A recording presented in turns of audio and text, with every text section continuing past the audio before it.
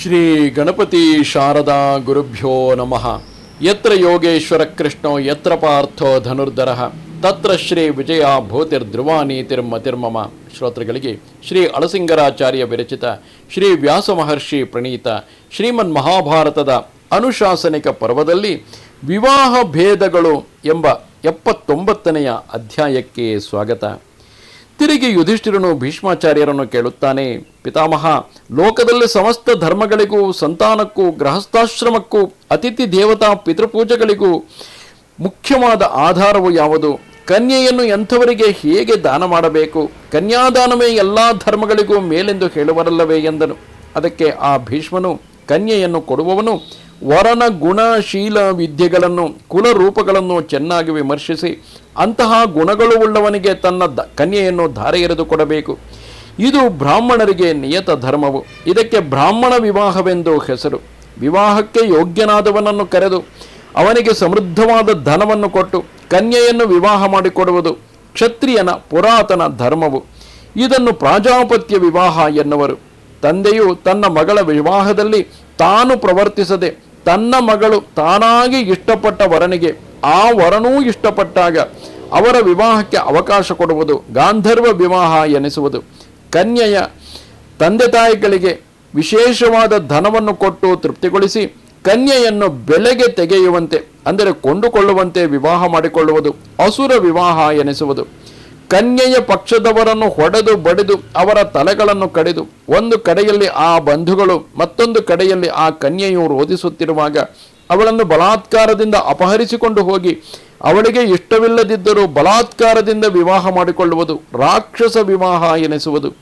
ಕನ್ಯೆಯು ರಾತ್ರಿಯಲ್ಲಿ ಮಲಗಿರುವಾಗಲೂ ಎಚ್ಚರ ತಪ್ಪಿರುವಾಗಲೂ ರಹಸ್ಯವಾಗಿ ಅವಳನ್ನು ಎತ್ತಿಕೊಂಡು ಹೋಗಿ ಮದುವೆ ಮಾಡಿಕೊಳ್ಳುವುದು ಎಲ್ಲಕ್ಕಿಂತಲೂ ಪಾಪಿಷ್ಟವೂ ಹೀನವೂ ಆದ ಪೈಶಾಚ ವಿವಾಹ ಎನಿಸುವುದು. ಪೈಶಾಚ ರಾಕ್ಷಸ ವಿವಾಹಗಳೆರಡು ಬಲಾತ್ಕಾರಪೂರ್ವಕವಾದುದರಿಂದ ಅವೆರಡೂ ಒಂದೇ ವಿಧವಾದವು. ಈ ಮೇಲಿನ 5 ವಿವಾಹಗಳಲ್ಲಿ ಮೊದಲನೆಯ 3 ಅಂದರೆ ಬ್ರಾಹ್ಮ ವಿವಾಹವು, ಕ್ಷತ್ರಿಯ ವಿವಾಹವು, ಪ್ರಾಜಾಪತ್ಯ ವಿವಾಹವು, ಈ 3 ಕೂಡ ಧರ್ಮಯುಕ್ತವಾದುದು. ಅಸುರ ಪೈಶಾಚಗಳೆರಡು ಧರ್ಮ ವಿರುದ್ಧಗಳಾದುದರಿಂದ ಅದನ್ನು ಹೇಗೂ ನಡೆಸಬಾರದು.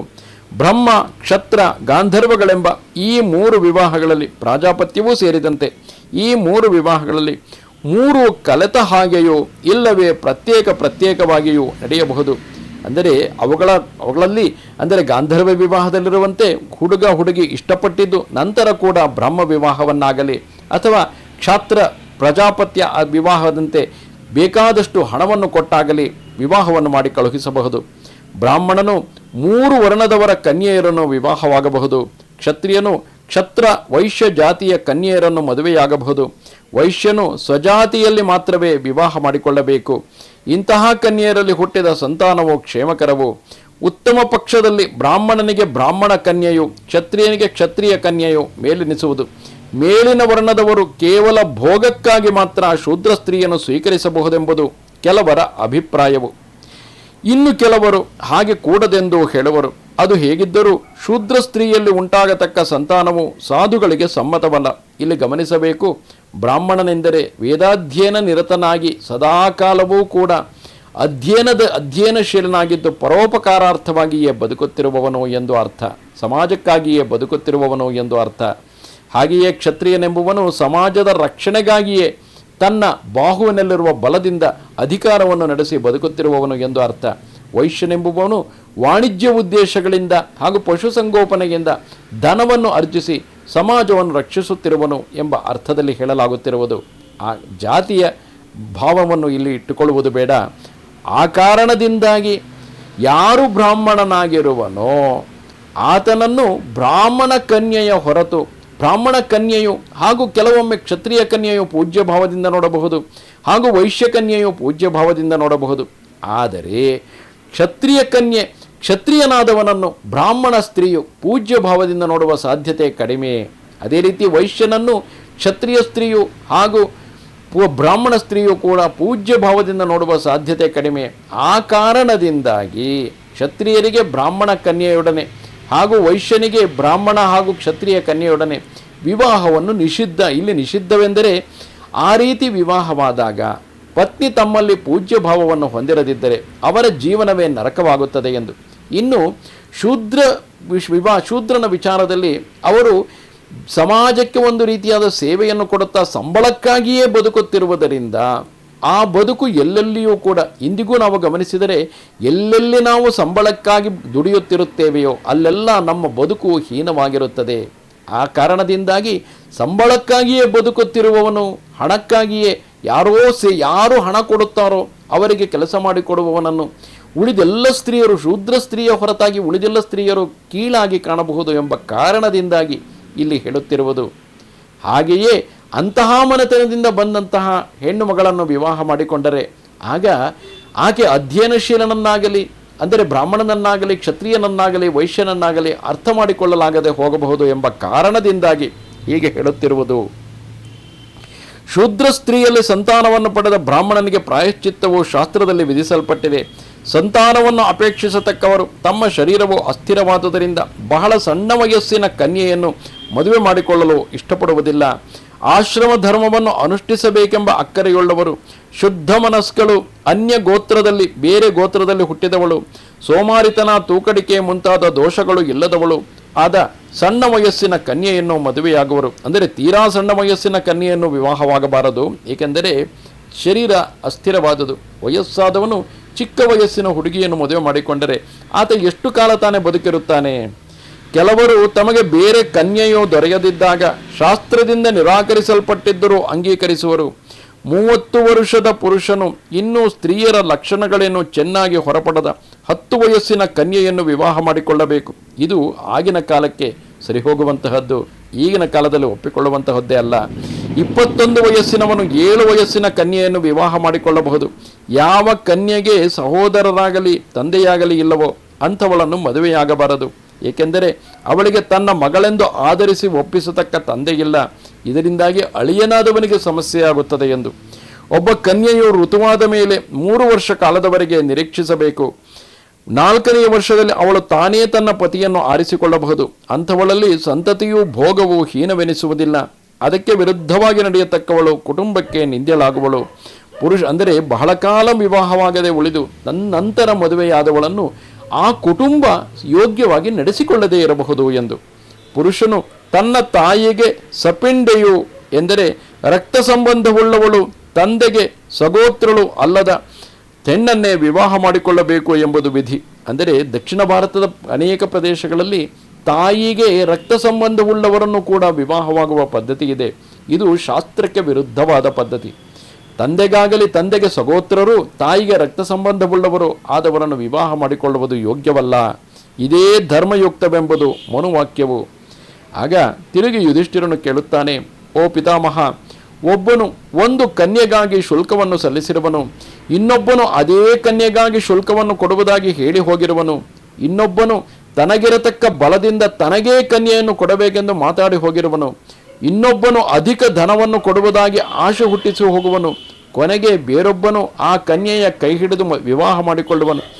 ಈ ಸ್ಥಿತಿಯಲ್ಲಿ ಆ ಕನ್ಯೆಯು ಧರ್ಮಾನುಸಾರವಾಗಿ ಯಾರ ಪತ್ನಿ ಎನಿಸುವಳು? ಇದರ ತತ್ವವನ್ನು ನನಗೆ ತಿಳಿಸಬೇಕು ಎನ್ನಲು ಭೀಷ್ಮನು ಹೇಳುತ್ತಾನೆ, ಯುಧಿಷ್ಠಿರ, ಮನುಷ್ಯ ಲೋಕದಲ್ಲಿ ಮಂತ್ರಪೂರ್ವಕವಾಗಿ ಸಂಕಲ್ಪಿಸಿದ ಯಾವುದೊಂದು ಕರ್ಮವು ಸದ್ಗತಿಗೆ ಕಾರಣವೆನಿಸುವುದೋ ಆ ವಿಷಯದಲ್ಲಿ ಸುಳ್ಳಾಡುವುದು ಪಾತಕವು.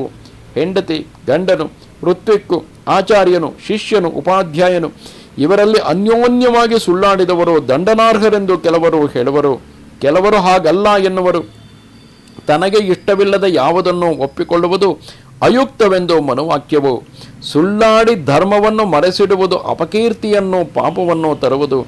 ಧರ್ಮಾನುಸಾರವಾಗಿ ಯಾವ ಕನ್ಯೆಯನ್ನು ದಾನರೂಪವಾಗಿಯೋ ಕ್ರಯರೂಪವಾಗಿಯೋ ಸ್ವೀಕರಿಸಿದರೆ ಅವಳ ವಿಷಯದಲ್ಲಿ ಅವಳ ಬಂಧುಗಳು ಅದನ್ನು ಒಪ್ಪಿಕೊಂಡರೆ ಆಗ ಮಂತ್ರ ಹೋಮಗಳನ್ನೆಲ್ಲ ನಡೆಸಬಹುದು. ಹಾಗಿದ್ದರೆ ಮಾತ್ರವೇ, ಅಂದರೆ ಮಂತ್ರ ಹೋಮಗಳನ್ನೆಲ್ಲ ನಡೆಸಿ ವಿವಾಹವಾಗಿದ್ದರೆ ಮಾತ್ರವೇ ಆ ವಿದ್ಯುಕ್ತ ಕ್ರಮಗಳು ಸಫಲವಾಗುವವು.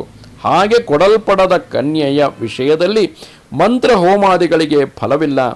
ಬಂಧುಗಳಿಂದ ಅನುಮತಿಸಲ್ಪಟ್ಟ ಮೇಲೆ ಪತಿಪತ್ನಿಯರು ಮಂತ್ರಪೂರ್ವಕವಾಗಿ ನಡೆಸಿಕೊಳ್ಳತಕ್ಕ ವಿವಾಹ ಸಂಬಂಧವೇ ಬಹಳ ಶ್ರೇಷ್ಠವೆಂದು ಎಣಿಸಬೇಕು. ಪತಿಯು ತನ್ನ ಭಾರ್ಯೆಯು ತನಗೆ ದೇವತೆಗಳಿಂದ ಕೊಡಲ್ಪಟ್ಟ ಹಾಗೆ ಶಾಸ್ತ್ರ ಪ್ರಮಾಣದಿಂದ ತಿಳಿಯುವನು. ಅದನ್ನು ತಪ್ಪಿ ಹೋಗುವವನು ದೇವ ಮಾನುಷ್ಯ ವಾಕ್ಯಗಳನ್ನು ಸುಳ್ಳೆಂದು ನಿರಾಕರಿಸುವನು. ಇಲ್ಲಿ ಶಾಸ್ತ್ರ ಪ್ರಮಾಣಕ್ಕೂ ಹಾಗೂ ವಿವಾಹದ ಸಂದರ್ಭದಲ್ಲಿ ನಡೆಸತಕ್ಕ ಮಂತ್ರಗಳಿಗೂ ಮಂತ್ರ ಹೋಮಾದಿಗಳಿಗೂ ವಿಶೇಷವಾದಂತಹ ಒತ್ತನ್ನು ಕೊಡಲು ಮುಖ್ಯ ಕಾರಣ, ಆಕೆ ತನಗೆ ಕೇವಲ ತನ್ನ ಶರೀರ ಭೋಗದ ಕಾರಣದಿಂದಾಗಿ ಪಡೆದುಕೊಂಡ ಸ್ತ್ರೀಯಲ್ಲ, ಬದಲಿಗೆ ಆಕೆ ತನ್ನ ಇಡೀ ಕುಟುಂಬದಿಂದಲೇ ನನಗೆ ಕೊಡಲ್ಪಟ್ಟವಳು ಎಂಬ ಭಾವವಿದ್ದಾಗ ಯಾವುದೇ ಸಣ್ಣ ಪುಟ್ಟ ಅಡಚಣೆಗಳು ಕಂಡುಬಂದರೂ ಆಗ ಪುರುಷನಾದವನು ಹೇಗೋ ಅವಳೊಡನೆ ಹೊಂದಿಕೊಂಡು ಸಾಗುತ್ತಾನೆ. ಅದೇ ರೀತಿ ಸ್ತ್ರೀಯಾದವಳು ಕೂಡ ತಾನು ತನ್ನ ಇಡೀ ಕುಟುಂಬದಿಂದಲೇ ಆತನಿಗೆ ಕೊಡಲ್ಪಟ್ಟವಳು ಎಂಬ ಭಾವವಿರುವುದರಿಂದ ಎಲ್ಲರನ್ನೂ ಎದುರು ಹಾಕಿಕೊಳ್ಳಲು ಹಿಂಜರಿದು ಹೇಗೋ ಸಣ್ಣ ಪುಟ್ಟ ತಪ್ಪುಗಳನ್ನು ಹೊಂದಿಸಿಕೊಂಡು ಹೋಗುತ್ತಾಳೆ. ಆದರೆ ತಪ್ಪುಗಳೇ ಅತಿಯಾಗಿ ಬಿಟ್ಟರೆ ಜೀವನದಲ್ಲಿ ಏನೂ ಮಾಡಲು ಸಾಧ್ಯವಾಗುವುದಿಲ್ಲ. ಯುಧಿಷ್ಠಿರನು ಕೇಳುತ್ತಾನೆ, ತಾತ, ಒಂದು ಕನ್ಯೆಗಾಗಿ ಶುಲ್ಕವನ್ನು ತೆಗೆದ ಮೇಲೆ ಧರ್ಮ ಕಾಮಾರ್ಥಗಳೆಂಬ ತ್ರಿವರ್ಗಗಳಲ್ಲಿ ನೆಲೆಗೊಂಡ ಒಬ್ಬ ಉತ್ತಮ ವರನು ದೊರೆಯುವುದಾದರೆ ಆಗ ಅವಳ ವಿವಾಹ ವಿಷಯದಲ್ಲಿ ಸುಳ್ಳಾಡಬಹುದೇ? ಕೂಡದೆ. ಏಕೆಂದರೆ ಆಗಲೇ ಭೀಷ್ಮಾಚಾರ್ಯರು ಹೇಳಿದ್ದಾರೆ, ಮಾತು ಕೊಟ್ಟ ಮೇಲೆ ತಪ್ಪಬಾರದು ಎಂದು.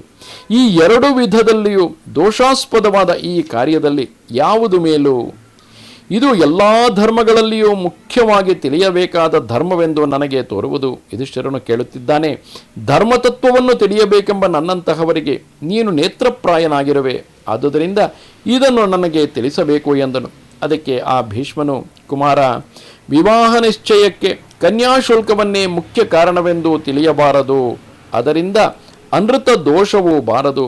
ಶುಲ್ಕವನ್ನು ಉದ್ದೇಶಿಸಿ ಎಂದಿಗೂ ಯೋಗ್ಯರಾದವರು ಕನ್ಯಾದಾನವನ್ನು ಮಾಡುವುದಿಲ್ಲ. ಹಣಕ್ಕಾಗಿ ಮದುವೆ ಮಾಡಿಕೊಳ್ಳಬಾರದು. ಕನ್ಯೆಯರ ಬಂಧುಗಳು ಮುಪ್ಪು ಮೊದಲಾದ ದೋಷಗಳುಳ್ಳ ವರನಿಂದ ಶುಲ್ಕವನ್ನು ಪಡೆಯುವುದಕ್ಕಾಗಿ ಪ್ರಯತ್ನಿಸಬಹುದು. ಒಬ್ಬ ಕನ್ಯೆಯನ್ನು ಅಲಂಕರಿಸಿ ನೀನು ಇವಳನ್ನು ವಿವಾಹವಾಗು ಎಂದು ಅವಳಲ್ಲಿ ಇಷ್ಟಪಟ್ಟ ವರನಿಗೆ ಅವಳನ್ನು ಕೊಡುವುದು ಶುಲ್ಕವೂ ವಿಕ್ರಯವೂ ಎನಿಸಲಾರದು. ಕನ್ಯೆಯನ್ನು ಪ್ರತಿಗ್ರಹಿಸುವವನು ಧನವನ್ನು ಕೊಡುವುದು ಬಹುಕಾಲದಿಂದ ಬಂದ ಸನಾತನ ಧರ್ಮವೇ. ಕನ್ಯಾಶುಲ್ಕವು ಬಹಳ ಪುರಾತನ ಕಾಲದಿಂದಲೂ ಪದ್ಧತಿಯಲ್ಲಿತ್ತು. ಒಬ್ಬನಿಗೆ ತಾನು ಕನ್ಯೆಯನ್ನು ಕೊಡುವುದಾಗಿ ಹೇಳಿದ್ದರು ಅಥವಾ ಬಾಯಿಂದ ಹೇಳದಿದ್ದರು, ಆಮೇಲೆ ಏನೋ ಒಂದು ಅವಶ್ಯಕತೆಗಾಗಿ ಆ ಮಾತನ್ನು ಹೇಳಿದ್ದರು, ಅದೇ ನಿರ್ಧಾರವಾದ ಮಾತೆಂದು ತಿಳಿಯಬಾರದು. ಆದುದರಿಂದ ಪಾಣಿಗ್ರಹಣವಾಗುವವರೆಗೆ ಒಬ್ಬರಿಗೊಬ್ಬರು ವಿವಾಹ ವಿಷಯದಲ್ಲಿ ಕೊಟ್ಟು ತೆಗೆಯುವ ಮಾತುಗಳನ್ನು ಆಡುತ್ತಿರುವುದು ಸಹಜವೇ. ಮದುವೆಯಾಗುವವರೆಗೆ ಕನ್ನಿಕೆಯರನ್ನು ಕನ್ಯಾರ್ಥಿಗಳು ಕೇಳುತ್ತಿರುವುದು ಸಹಜವೇ. ಇದು ಆ ಕನ್ಯೆಯರಿಗೆ ದೇವತೆಗಳಿಂದಲೇ ಕೊಡಲ್ಪಟ್ಟ ವರವೆಂದು ನಾವು ಕೇಳಿರುವೆವು. ಕನ್ನಿಕೆಗೆ ಇಷ್ಟವಿಲ್ಲದವನಿಗೆ ಕನ್ಯೆಯನ್ನು ನಿರ್ಬಂಧಿಸಿ ಕೊಡಬಾರದು. ಕನ್ನಿಕೆಗೆ ಇಷ್ಟವಿಲ್ಲದವನಿಗೆ ಕನ್ಯೆಯನ್ನು ನಿರ್ಬಂಧಿಸಿ ಕೊಡಬಾರದೆಂದು ಋಷಿಗಳ ವಾಕ್ಯ ಉಂಟು. ಏಕೆಂದರೆ ಕಾಮ ಸುಖಕ್ಕೂ ತನ್ಮೂಲಕವಾದ ಸಂತತಿಗೂ ಕನ್ಯೆಯೇ ಆಧಾರವು. ವಿವಾಹವಾದ ಸ್ತ್ರೀ ಪುರುಷರಲ್ಲಿ ಇಬ್ಬರಿಗೂ ಹಲವು ಕಾಲ ಬಳಕೆಯು ಉಂಟಾದ ಮೇಲೆ ಕೂಡ ಹಲವು ದೋಷಗಳನ್ನು ಕಾಣಬಹುದಾದುದರಿಂದ ಶುಲ್ಕವನ್ನೇ ಒಂದು ನಿರ್ಧಾರವಾದ ಕಾರಣವನ್ನಾಗಿ ಎಂದಿಗೂ ತಿಳಿಯುವ ಹಾಗಿಲ್ಲ. ಇದೇ ವಿಚಾರವಾಗಿ ಒಂದು ನಿದರ್ಶನವನ್ನು ಹೇಳುವೆನು ಕೇಳು. ಹಿಂದೆ ನಾನು ವಿಚಿತ್ರವೀರ್ಯನಿಗೆ ಭೀಷ್ಮಾಚಾರ್ಯರು ಹೇಳುತ್ತಿರುವುದು, ವಿಚಿತ್ರವೀರ್ಯನಿಗಾಗಿ ಕನ್ಯೆಯನ್ನು ತರುವ ಪ್ರಯತ್ನದಲ್ಲಿ ಅಂಗ, ಮಾಗಧ, ಕಾಶಿ, ಕೋಸಲ ಮೊದಲಾದ ದೇಶಾಧಿಪತಿಗಳನ್ನೆಲ್ಲ ಜಯಿಸಿ ಇಬ್ಬರು ಕನ್ಯೆಯರನ್ನು ಸಾಧಿಸಿ ತಂದೆನು. ಅವಳಲ್ಲಿ ಒಬ್ಬಳಿಗೆ ವಿಚಿತ್ರವೀರ್ಯನೊಡನೆ ಪಾಣಿಗ್ರಹಣವಾಯಿತು, ಇನ್ನೊಬ್ಬಳಿಗಾಗಿ ಶುಲ್ಕವು ಮಾತ್ರ ಕೊಡಲ್ಪಟ್ಟಿದ್ದಿತು. ಆಗ ನನ್ನ ತಂದೆಯಾದ ಬಾಹ್ಲಿಕ ರಾಜನು ಆ ಇಬ್ಬರು ಕನ್ಯೆಯರಲ್ಲಿ ಪಾಣಿಗ್ರಹಣವಾಗದವಳನ್ನು ಅಲ್ಲಿಯೇ ಬಿಟ್ಟು ಬರಬಹುದೆಂದು, ಇನ್ನೊಬ್ಬಳನ್ನು ಮಾತ್ರ ವಿವಾಹವಾಗಬಹುದೆಂದು ಹೇಳಿದನು. ಆಗಲೂ ನನ್ನ ತಂದೆಯ ಮಾತಿನಲ್ಲಿ ನಾನು ಸಂದೇಹಿಸಿ ಇನ್ನೊಬ್ಬಳನ್ನು ವಿವಾಹಕ್ಕಾಗಿ ಕೇಳಿದೆನು. ನನ್ನ ತಂದೆಗೆ ಧರ್ಮಲೋಪವಾಗಬಾರದೆಂಬ ಉದ್ದೇಶವೇ ಅಧಿಕವಾಗಿದ್ದಿತು. ಆದುದರಿಂದ ಪೂರ್ವಾಚಾರವು ಹೇಗೆ ಎಂಬುದನ್ನು ತಿಳಿಯಬೇಕೆಂಬ ಶ್ರದ್ಧೆಯುಳ್ಳ ನಾನು ಬಾರಿಗೂ ನನ್ನ ತಂದೆಯನ್ನು ಒತ್ತಿ ಕೇಳಿದೆನು. ಅದಕ್ಕೆ ನನ್ನ ತಂದೆಯು ಧರ್ಮನಿಷ್ಠನಾದುದರಿಂದ ನನ್ನನ್ನು ಕುರಿತು, ಕುಮಾರ, ನಿಮಗೆ ವಿವಾಹ ವಿಷಯದಲ್ಲಿ ಶುಲ್ಕವೊಂದೇ ಪ್ರಮಾಣವೆನಿಸಿ ಪಾಣಿಗ್ರಹಣವೆಂಬುದು ಅಷ್ಟು ಪ್ರಮಾಣವಲ್ಲದಿದ್ದರೆ ಶುಲ್ಕವನ್ನು ತೆಗೆದವನೂ ಕೂಡ ಕನ್ಯೆಗಾಗಿ ಅಗ್ನಿಯಲ್ಲಿ ಲಾಜಾಹೋಮವನ್ನು ಮಾಡತಕ್ಕ ಬೇರೆ ವರನನ್ನು ತರಬಹುದೆಂದು ಸ್ಮೃತಿವಾಕ್ಯವುಂಟು. ಆದುದರಿಂದ ಶಾಸ್ತ್ರಜ್ಞರು ಈ ವಿಚಾರದಲ್ಲಿ ಬರೀ ಬಾಯಿ ಮಾತನ್ನೇ ನಿಶ್ಚಯವೆಂದು ಒಪ್ಪುವುದಿಲ್ಲ. ವಿವಾಹ ನಿಶ್ಚಯವು ಶುಲ್ಕದಿಂದಲ್ಲದೆ ಪಾಣಿಗ್ರಹಣದಿಂದ ಅಲ್ಲವೆಂದು ತಿಳಿದವರಿಗೂ ಕೂಡ ಆ ಶುಲ್ಕವೆಂಬುದು ಬಾಯಿ ಮಾತಿಗೆ ಮಾತ್ರವೇ ಹೊರತು ಬೇರೆಯಲ್ಲ. ಅದು ಕನ್ಯಾದಾನವನ್ನು ನಿಶ್ಚಯಿಸತಕ್ಕುದೂ ಅಲ್ಲ. ಶುಲ್ಕವನ್ನೇ ಕನ್ಯೆಗೆ ಬೆಲೆಯೆಂದು ತಿಳಿದವರು ಧರ್ಮಜ್ಞರೂ ಅಲ್ಲ. ಹಾಗೆ ಶುಲ್ಕವನ್ನೇ ಪ್ರಮಾಣವಾಗಿ ನಂಬಿದವರಿಗೆ ಕನ್ಯೆಯನ್ನು ಕೊಡಲೂಬಾರದು, ಅಂತಹ ಕನ್ಯೆಯನ್ನು ವರಿಸಲೂಬಾರದು. ಹೆಂಡತಿಯನ್ನು ವಿಕ್ರಯಿಸುವುದು, ಕೊಂಡುಕೊಳ್ಳುವುದು ಎರಡೂ ಅನುಚಿತವೇ. ಇದನ್ನು ತಿಳಿಯದೆ ದಾಸಿಯರಲ್ಲಿ ಹೇಗೋ ಹಾಗೆ ಕನ್ಯೆಯ ವಿಷಯದಲ್ಲಿ ಕ್ರಯ ವಿಕ್ರಯಗಳ ವ್ಯವಹಾರವನ್ನು ಮಾಡತಕ್ಕವರು ಪಾಪಿಗಳು. ಧನಾಶೆಯುಳ್ಳ ನೀಚರಿಗೆ ಮಾತ್ರವೇ ಈ ಶುಲ್ಕವು ಪ್ರಮಾಣವೆನಿಸುವುದು. ಇದೇ ವಿಷಯದಲ್ಲಿ ಹಿಂದೆ ಸತ್ಯವಂತನೆಂಬ ರಾಜನನ್ನು ನೋಡಿ ಜನಗಳು ಹೀಗೆಂದು ಪ್ರಶ್ನೆ ಮಾಡಿದರು: ಓ ಪ್ರಾಜ್ಞ, ಒಂದು ಕನ್ಯೆಗಾಗಿ ಶುಲ್ಕವನ್ನು ತೆಗೆದ ಮೇಲೆ ಅವಳಿಗಾಗಿ ಶುಲ್ಕವನ್ನು ಕೊಟ್ಟ ವರನು ಮೃತನಾದರೆ ವಿವಾಹವಾಗುವ ಮುನ್ನ ಅವಳು ಮತ್ತೊಬ್ಬ ವರನನ್ನು ವಿವಾಹವಾಗಬಹುದೇ? ಈ ಸಂದೇಹವನ್ನು ನಮಗೆ ನೀಗಿಸಬೇಕು ಎಂದರು. ಆಗ ಸತ್ಯವಂತನು ಆ ಜನರನ್ನು ನೋಡಿ, ಇದರಲ್ಲಿ ನಿಮಗೆ ಸಂದೇಹವೇ ಬೇಡ. ಶುಲ್ಕದ ವಿಚಾರವನ್ನೇ ಗಮನಿಸದೆ ಇಷ್ಟವಂದವನಿಗೆ ಕನ್ಯೆಯನ್ನು ಕೊಡಬಹುದು. ಶುಲ್ಕವನ್ನು ಕೊಟ್ಟವನು ಬದುಕಿರುವಾಗಲೇ ಹೀಗೆ ನಡೆದುದು ಉಂಟು. ಇನ್ನು ಅವನು ಸತ್ತ ಮೇಲೆ ಹೇಳಬೇಕಾದುದೇನು? ಇದರಲ್ಲಿ ಸಂದೇಹವೇ ಬೇಡ. ಪಾಣಿಗ್ರಹಣವಾದ ಕನ್ಯೆಯು ಗಂಡನು ಸತ್ತ ಮೇಲೆ ತನ್ನ ಮೈದುನನನ್ನಾದರೂ ವರಿಸಬೇಕು. ಇದು ಯುಗಾಂತರ ಧರ್ಮವು. ಇಲ್ಲವೇ ತನ್ನ ಪತಿಭಕ್ತಿಯಿಂದ ತಪಸ್ಸಿನಲ್ಲಾದರೂ ನೆಲೆಸಬೇಕು. ಏಕೆಂದರೆ ಅವಳು ತನ್ನ ಪಾಣಿಗ್ರಹಣ ಮಾಡಿದವನಿಗೆ ಸಂಬಂಧಪಟ್ಟವಳು. ಕೆಲವರು ಪತಿಯು ಸತ್ತು ಹೋದ ಮೇಲೆ ಆ ಪತಿಯ ಸಹೋದರನನ್ನೇ ವಿವಾಹವಾಗಬೇಕೆಂದು ವಿಧಿಸುವರು. ಬೇರೆ ಕೆಲವರು ಅದನ್ನು ಅವಳ ಐಚ್ಛಿಕವೆಂದು ಹೇಳುವರು. ಈ ಎರಡೂ ಪಕ್ಷದವರು ಪಾಣಿಗ್ರಹಣಕ್ಕೆ ಮೊದಲು ಒಬ್ಬನಿಗೆ ಸಂಕಲ್ಪ ಮಾಡಿ ಕೊಡಲ್ಪಟ್ಟ ಕನ್ಯೆಯನ್ನು ಅವನಿಗೆ ತಪ್ಪಿಸಿದರೆ ಮೊದಲು ವಾಗ್ದಾನ ಮಾಡಿದ ಮಾತ್ರಕ್ಕೆ ಕನ್ಯೆಗೆ ಅವನಿಂದ ವಾಗ್ದಾನ ಮಾಡಿಸಿಕೊಂಡವನಿಗೆ ಭಾರ್ಯಾತ್ವವು ಏರ್ಪಡುವುದಿಲ್ಲ. ಮುಖ್ಯವಾಗಿ ಪಾಣಿಗ್ರಹಣ ಮಂತ್ರವು ಸಪ್ತಪದಿ ಎಂಬ ಕರ್ಮದಿಂದಲೇ ಪೂರ್ಣವಾಗುವುದು. ದಾನ ಧಾರಾಪೂರ್ವಕವಾಗಿ ಒಬ್ಬನಿಗೆ ಪಾಣಿಗ್ರಹಣವಾದ ಮೇಲೆಯೇ ಅವಳಿಗೆ ಅವನ ಭಾರ್ಯಾತ್ವವು ಸಿದ್ಧಿಸುವುದು. ಕನ್ಯಾದಾನವನ್ನು ವಿಧಿಸಿದ ಧರ್ಮಶಾಸ್ತ್ರಜ್ಞರ ನಿರ್ಣಯವೇ ಇದು. ಬ್ರಾಹ್ಮಣನು ತನಗೆ ಅನುಕೂಲವಾಗಿ ವರ್ತಿಸತಕ್ಕವಳನ್ನು ಅಗ್ನಿಸಾಕ್ಷಿಕವಾಗಿ ಶಾಸ್ತ್ರ ರೀತಿಯಿಂದ ಆ ಹೋಮಾಗ್ನಿಯನ್ನು ಪ್ರದಕ್ಷಿಣೆ ಮಾಡಿ ವಿವಾಹ ಮಾಡಿಕೊಳ್ಳಬೇಕು ಎಂದನು. ಇದು ಶ್ರೀಮನ್ ಮಹಾಭಾರತದ ಅನುಶಾಸನಿಕ ಪರ್ವದಲ್ಲಿ 79ನೆಯ ಅಧ್ಯಾಯವು. ನಮಸ್ತೆ ಶಾರದೆ ದೇವಿ ಕಾಶ್ಮೀರ ಪುರವಾಸಿನಿ ತ್ವಾಮಹಂ ಪ್ರಾರ್ಥಯೇ ನಿತ್ಯಂ ವಿದ್ಯಾದಾನಂಚ ದೇಹಿಮೆ. ನಮಸ್ಕಾರ.